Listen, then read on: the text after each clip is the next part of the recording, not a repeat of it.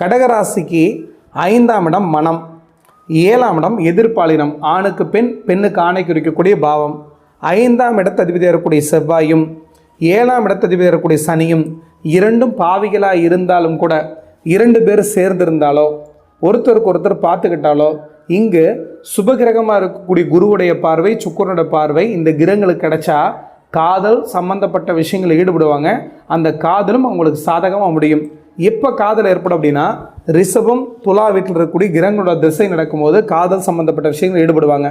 முக்கியமாக 5ஆம் இடத்துலேயே சனி அமர்ந்து செவ்வாய் துலா வீட்டிலிருந்து பார்த்தாலோ அல்லது செவ்வாய் தன்னுடைய 8ஆம் பார்வையினால் மிதுனத்திலிருந்து பார்த்தாலோ குரு மட்டும் இங்கே இருந்துருச்சு அல்லது குரு மட்டும் இங்கே இருந்துச்சு அப்படின்னா குருவுடைய பார்வை சனிக்கு கிடைக்கிறதுனால 7ஆம் பாவத்துக்கு கிடைக்கிறதுனால இங்கிருந்து குருவுடைய பார்வை கிடைக்கிறதுனால கண்டிப்பாக குடும்பத்துக்குள்ள சண்டை சச்சரவு வம்பு வழக்கு பிரச்சனை இல்லாமல் மனமொத்த தம்பதியராக வாழுவாங்க.